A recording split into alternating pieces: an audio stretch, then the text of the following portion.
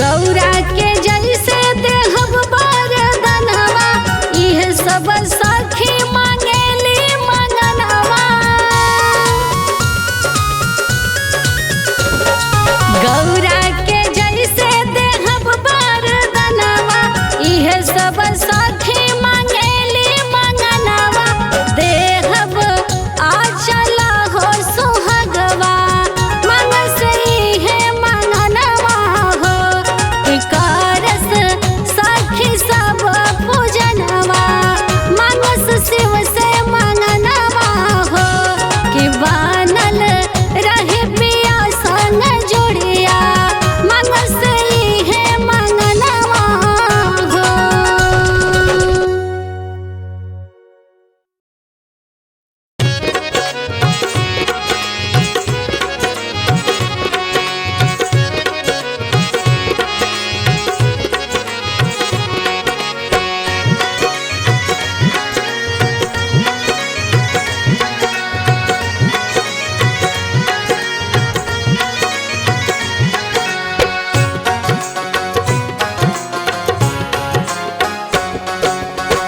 पिया जी के मानी भगवान हो के कैनी हम चौथ के बरतिया।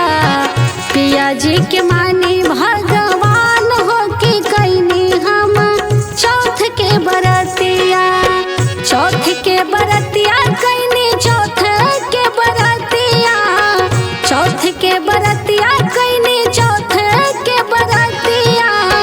पिया जी के पूजी ले चरनिया के कैनी हम चौथ के बरतिया। पिया जी के मानी भगवान हो के कैनी हम चौथ के बरतिया।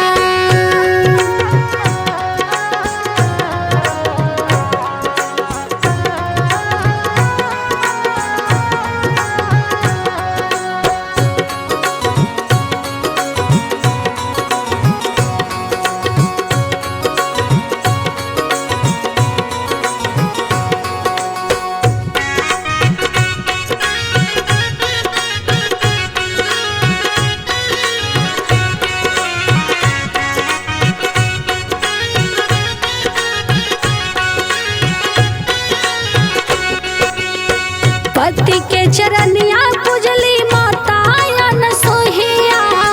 माता अनसुहिया रे माता अनसुहिया।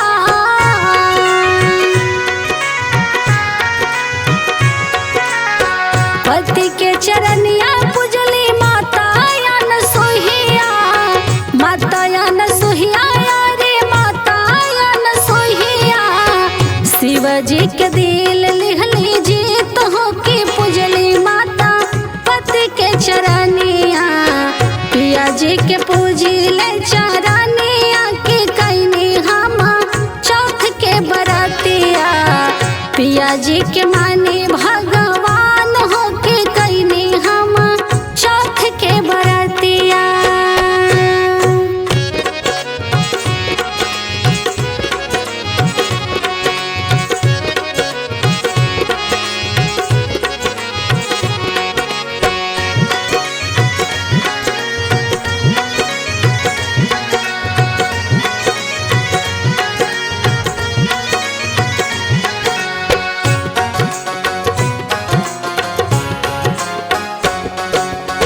पिया जी के जे भी केहू माने भगवान हो, खुश होले ओकर बाबा भोलेनाथ हो।